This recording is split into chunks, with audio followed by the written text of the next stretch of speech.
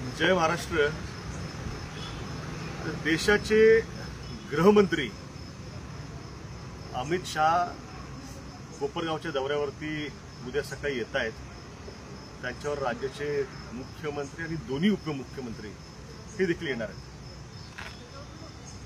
या ठिकाणी आता आम्ही आहोत तोपखाना पोलीस स्टेशनमध्ये। आमच्या कोपरगावचे ज्येष्ठ शिवसैनिक माजी शहर प्रमुख भरतजी मोरे या ठिकाणी माझ्या बाजूला उभे आहेत। या ठिकाणी आमचे मनसैनिक आहेत, मराठा आंदोलक मित्र या ठिकाणी आहेत।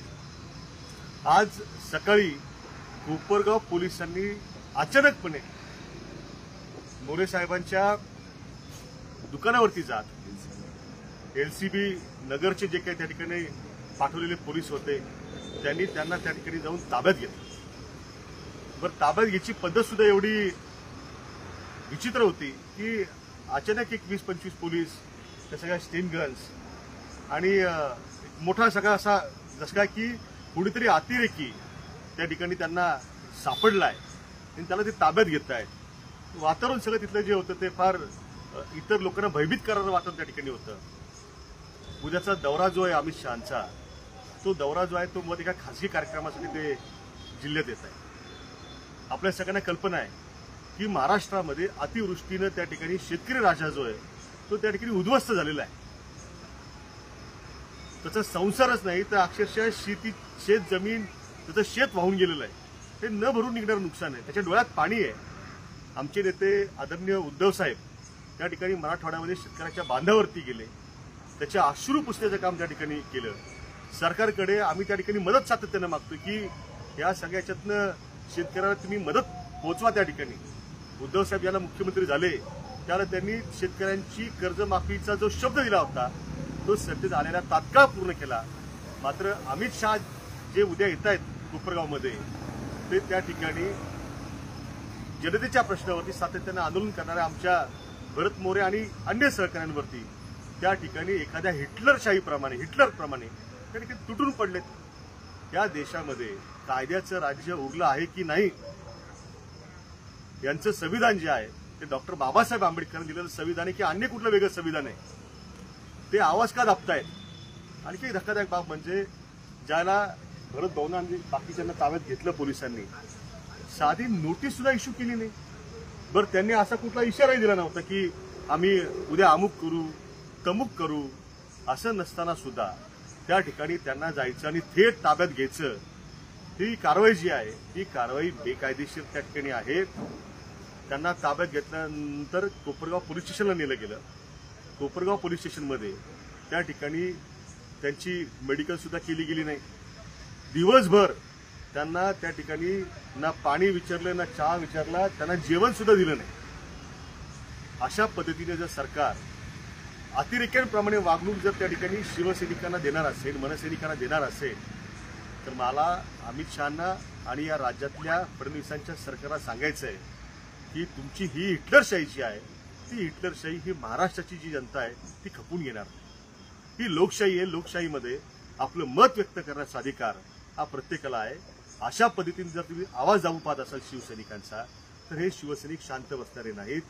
तुम्हाला एवढंच जर त्या ठिकाणी महाराष्ट्रात तुम्ही ह्या सगळ्या बॅकग्राऊंडवरती येत आहे तर तुम्ही अशा खाजगी कार्यक्रमांना जाण्यापेक्षा जे शेतकऱ्याच्या बांधावरती गेला असतात, शेतकऱ्याचे प्रश्न समजून घेतले असते, त्यांना त्या ठिकाणी पॅकेज जाहीर करण्याची भूमिका जर घेतली असती तर निश्चितपणे तुमचं स्वागत जे ते त्या ठिकाणी केलं असतं। मी जो काही घटनाक्रम सकाळपासून घडतोय मला वाटतं मला भरत भाऊ जास्त व्यवस्थित सांगू शकते की काय काय घडतं।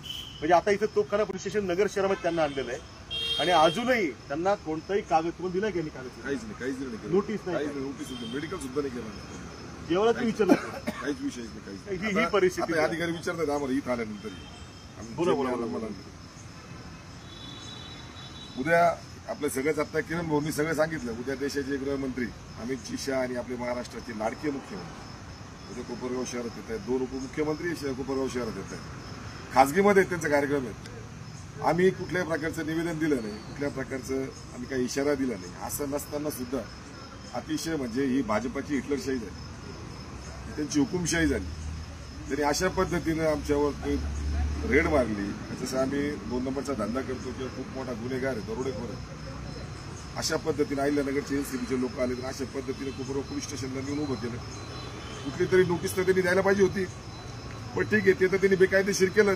पोलीस स्टेशनला आणल्यानंतर आमचं साधं मेडिकल सुद्धा नाही. आज आमचे अनिल भाऊ आहेत, त्यांना बीपीचा त्रास आहे. कुठल्याही प्रकारचं अन्न आमच्या पोटात गेलेलं नाहीये.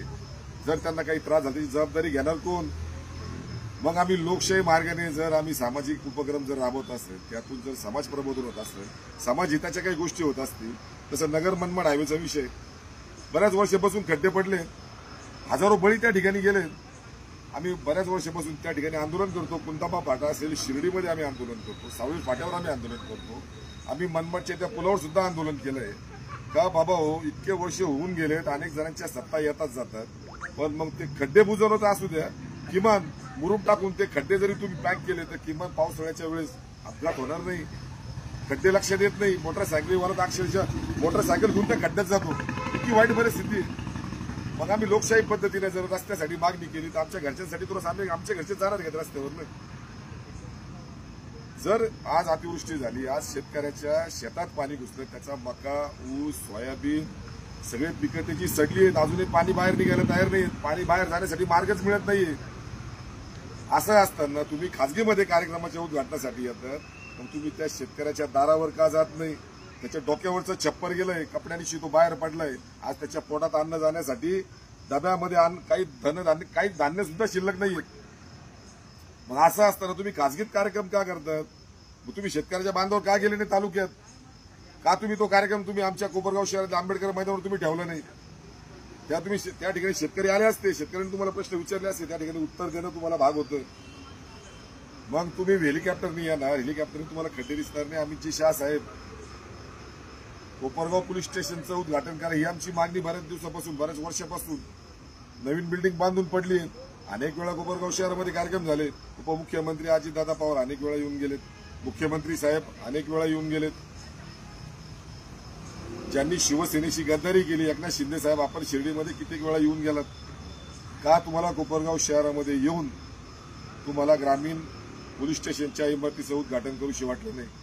आज आमचे जे पोलीस बांधव आहेत, ते ग्रामीण पोलीसची आज जी बिल्डिंग आहे, ती इमारत ती पूर्ण जुनी आहे, जुनी दांडेपट्टायची आहे. ते पत्र्याची अक्षरशः चाळणी झाली, अक्षरशः सगळे कागद पाऊस आल्यावर ओले होतात.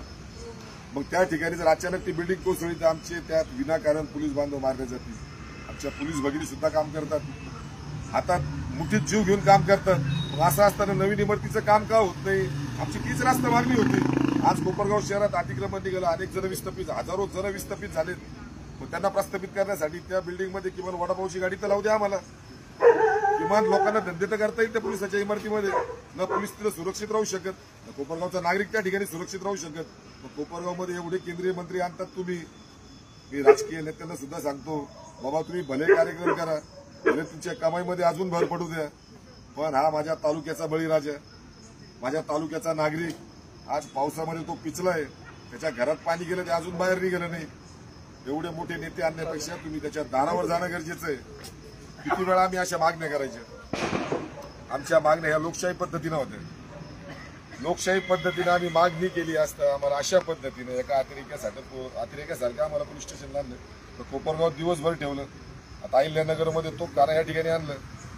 मी उद्धव बाळासाहेब ठाकरे शिवसेना पक्षाचं काम करतो. किरण भाऊ काळे नाही, जे शहर प्रमुख आहेत अहिल्यानगरचे, त्यांना समजल्यानंतर दुसऱ्या मिनिटाला ते या ठिकाणी हजर झालेत. जे आमचे मराठा आंदोलक आहेत ते सुद्धा या ठिकाणी हजर झालेत. आज खऱ्या अर्थानं बघायला गेलं, जर या सोशल मीडियाच्या माध्यमातून आमच्या किरण भाऊ काळे यांच्या फेसबुक पेजवरून जे सगळे राजकीय लोक बघत असतील, त्यांना सगळ्यांना आमचा इशारा समजू नका, काही समजू नका, पण सर्वसामान्य कार्यकर्त्यांना एक केंद्रीय गृहमंत्री जर इतका घाबरत असेल, नोटीस न देता जर आम्हाला पोलिसांच्या ताब्यात, पोलीस प्रशासनावर प्रेशर आणून अशा पद्धतीनं इतकं जाचक आम्हाला पाणी जेवण काही न देता आमचा जीव घेण्यावर जर असेल, तर निश्चितच या सामाजिक कार्यकर्त्याचा, शिवसेना मनसे पक्षाचा, निश्चितच मनोज जरांगे पाटलाचा यात विजय असेल. का घाबरलेत? का घाबरलेत?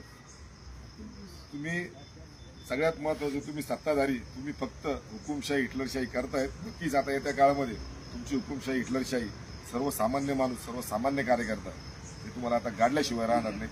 एवढंच या निमित्तानं सांगतो, आमच्यावर जो अन्याय झाला आम्ही तो अन्याय जनतेसाठी 100% सहन करणार. भले जेलमध्ये आम्हाला चढवलं तर चालेल, आम्हाला फासावर दिलं तरी चालेल, पण आता माझ्या बळीराजासाठी, या माझ्या महाराष्ट्राच्या मातीसाठी निश्चितच आम्ही सामाजिक कार्यकर्ते आणि पक्षाच्या वतीनं सुद्धा आम्ही काम करत राहू. आम्ही कुणालाही, कुठल्याही प्रशासनाला आम्ही तुमच्या दबावाला बळी पडणार नाही, घाबरणार नाही. जय हिंद, जय महाराष्ट्र, जय संविधान.